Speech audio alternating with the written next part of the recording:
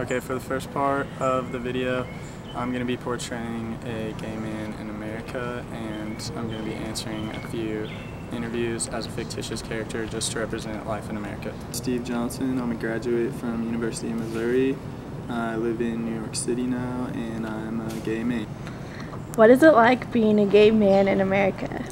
I mean, life in America hasn't always been great. I mean, there was times back in high school and stuff where you have to put up with kids harassing you and making fun of you because you're different. But once I graduated college and I met Eric, who's my life partner, we left and moved to New York City last summer because New York was the last state to legalize gay marriage in the United States, and the U.S. is pretty much a state-to-state basis on whether or not same-sex marriage is legal.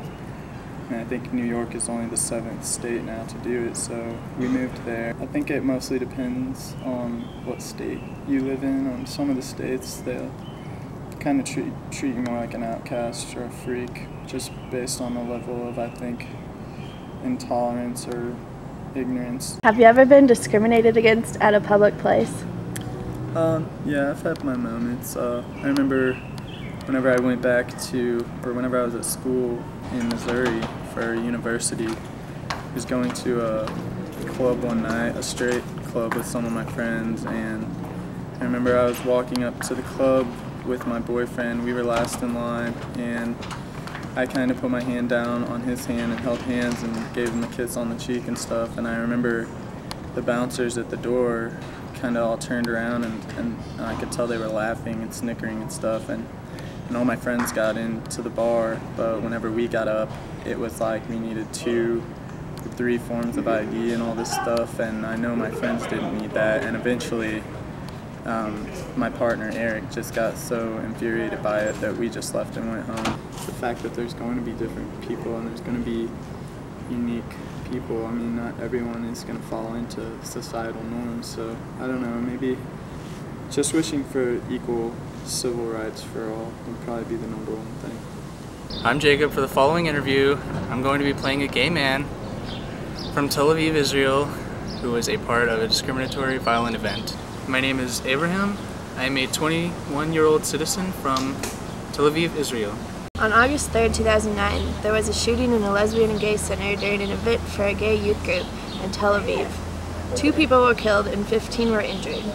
You were present at the event. Tell us how the event affected you in your experience. Well, I mean, the day started out normal. My friends and I were just going to this event. Teenagers like to hang out at the lesbian and gay center. Just, you know, go to listen to music and have fun and play games and hang out. A man broke in through the front door. He was wearing a mask, he had a gun, and he just started shooting around. The man finally stopped shooting and he started running away. And after he ran away, all that was left was 17 of the people that I knew laying on the ground with bullet wounds. I mean, it's really a traumatic event. It just shows that even though Tel Aviv is a really tolerant area, there's still discrimination and events that occur against the LGBT community. I mean, there is still a lot of discrimination, but Tel Aviv is a really tolerant place, just like Israel is.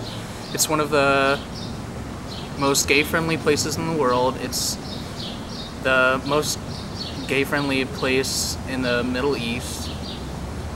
We've got 61% support for same-sex couples. We've got a lot of support for same-sex marriages. I mean, overall, I wouldn't let this one event keep me from being who I am or keep me from living my life and having pride in my country for the support they show for the LGBT community.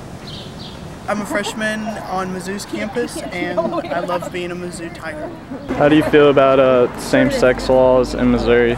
I think they're very outdated. I think that same-sex marriage that's a really controversial subject, but I think that everybody needs to have the same rights, whether it be a civil union or a marriage, whatever you want to call it. I think everybody should have the same legal rights when talking about who you love and who you want to spend the rest of your life with. Hi, I'm Mimi.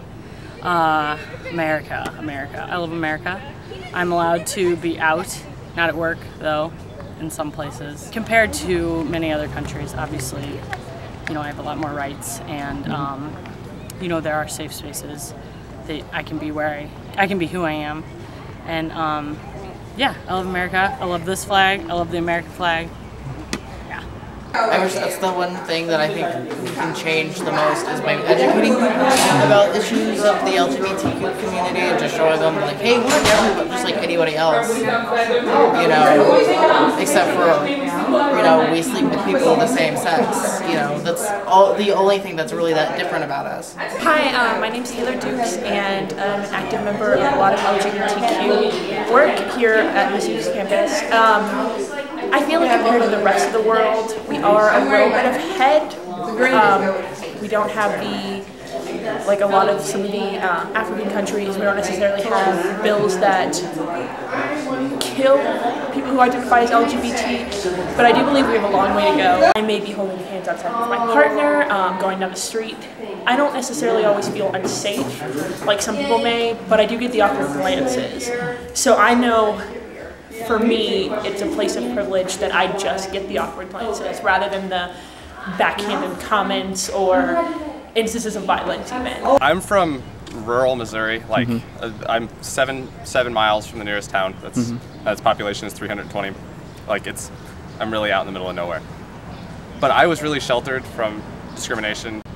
If we're gonna take the United States as a whole, it's not really fair to compare Massachusetts and Southwest Missouri, but I feel like I've lucked out and it's really decent. Compared to other places in the world, there are places like Uganda where you can be imprisoned for being gay, or Somalia. There are places where it's a capital crime, where you can literally be killed for being gay. I feel like compared to those places, we got a lot of shit down.